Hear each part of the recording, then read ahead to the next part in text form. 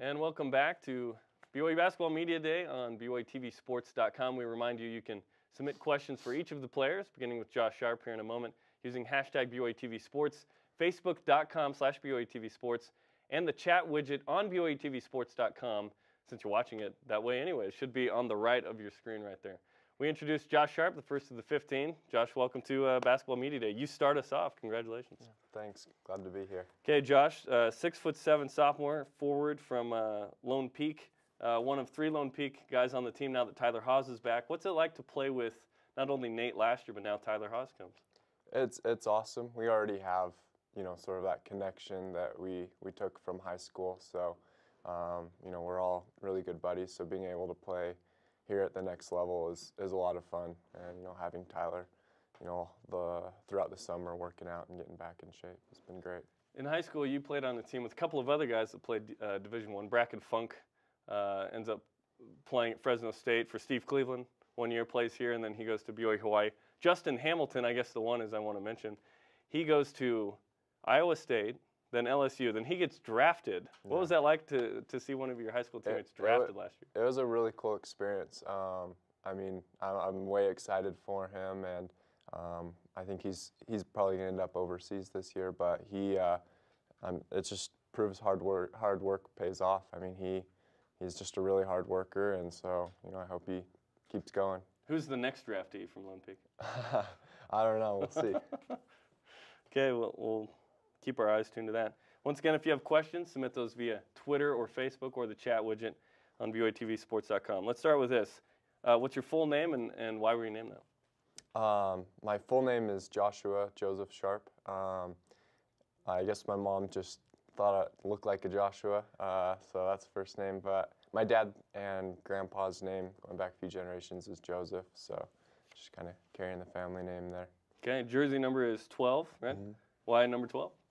I was 32 in high school, but coming the year after Jimmer, that wasn't going to work out here. So.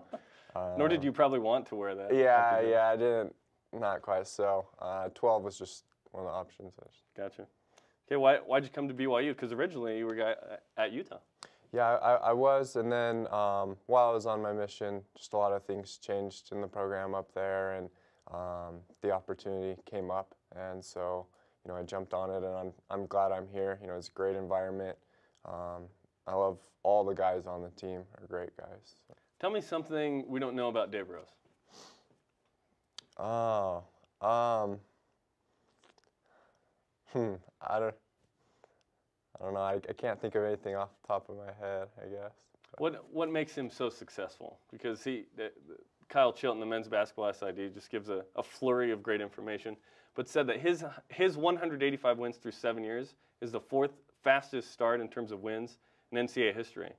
He's one of the best. Mm-hmm. No, I think he's just so competitive, and he puts a lot of pressure on himself to be a great coach, and he tells us that. So outside influences don't really affect him, and that pushes him to push us, and we see how hard he works and how competitive he is, and we want to be right there as well.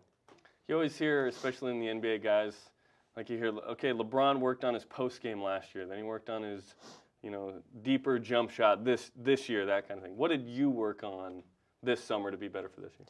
Yeah, we kind of had a thing as a team. We said we were going to take 500 shots a day, and that was one thing, is just improving, my shooting and stuff like that. Just in a lot of skill work on offense.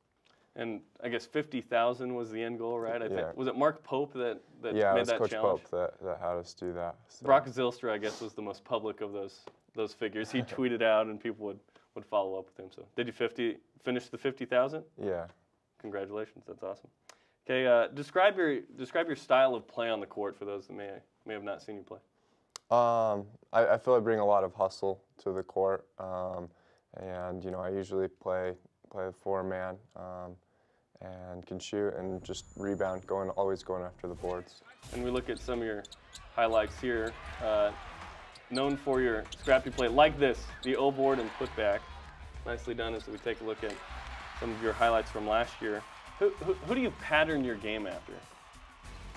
I don't know. I'd say I like looking at lots of people in the NBA and just trying to improve little things in my game. So I wouldn't say one person necessarily that I patterned it after. You got a favorite team in the NBA? No, not really. I'm kind of an anti-Lakers guy, so. So you're sort of a Jazz guy. Yeah, I guess. What's your major and what do you plan on doing after BYU? Still not sure what I'm going to do after BYU, but I declared economics before this previous semester, so I'm getting started in that. The easy path, the easy major. I don't know about that. It's extremely hard, that's for sure. We're chatting with Josh Sharp. If you have questions for Josh, you can tweet us using the hashtag BYUtv Sports, post it on facebook.com/BYUtv Sports, or use the chat widget on BYUtv Sports as well.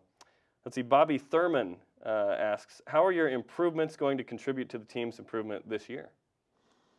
Well, I think last year I didn't play a whole bunch.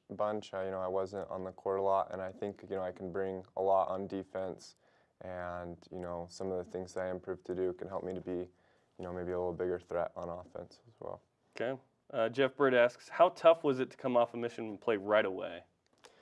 I think getting back in shape after a mission is not fun, no matter who you are. I mean, it's hard. So I mean, it's tough, but I was able to do it. What helped you, I guess, in that process, be able to do it? And at what point, and how far along did you feel like, oh, okay, I'm back? I don't know. It takes a while. It definitely takes a while. One of the cool things about being here at BYU is you've had tons of guys that have came home from missions, and like last year, Nate Austin and Ian Harward had both got back as well. So it's kind of, we worked through it together as well. Gotcha. What are some pregame rituals that you have?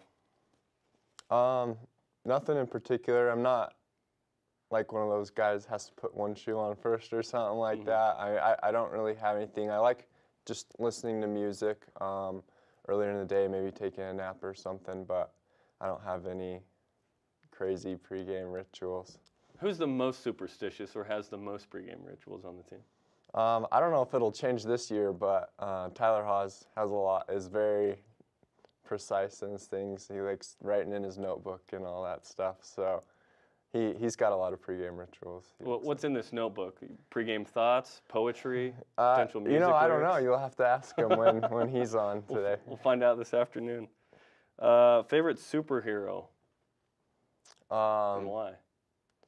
After watching the Avengers, it's got to be Hulk. I mean, he's just a beast. You can't beat him.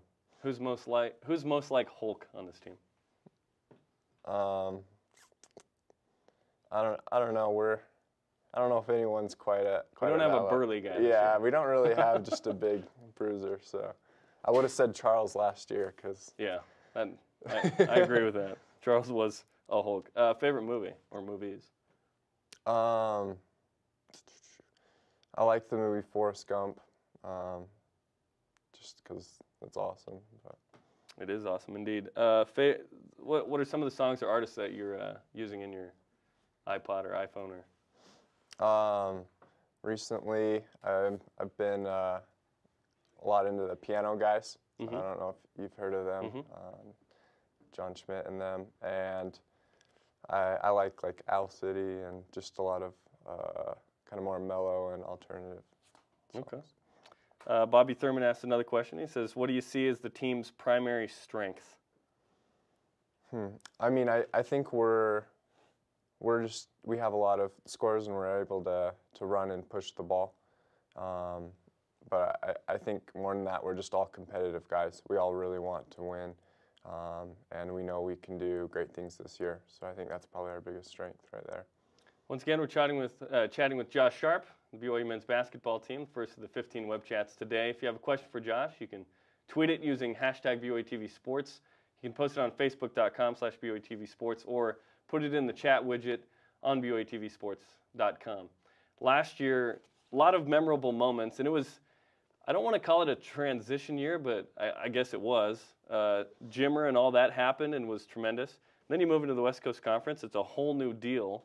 I guess what are some of your thoughts from having played in that conference and having had yet another successful season? Yeah, I mean, we had to get used to a lot of things. You know, we played in a whole bunch of new gyms and stuff like that, and so from that perspective, you know, now I guess we've settled in. You know, we can get to work. You know, it's one of our goals is to win conference, and so that's what we're going to be trying to do. And so we had a good year last year, but we just want to keep building off that and do even better this year. What did you guys, I guess, learn the most from playing in the West Coast Conference the first year? I think we just have to bring it, you know, every day. We have to be competitive. That you know, it just takes a lot to win, and we already knew that. But I think that motivated us in the off season that we didn't, you know, get that championship or get where we needed to be. So I think that's something that we learned. Being on the team and seeing the Iona comeback was one of the more memorable experiences I think of anyone will have in BYU history. Of you're down 25, you're in the NCAA tournament, the President of the United States is there, but then he leaves and misses it. But you guys come back down 25. At what point did you realize we did it? We made this comeback and you know, set an NCAA record?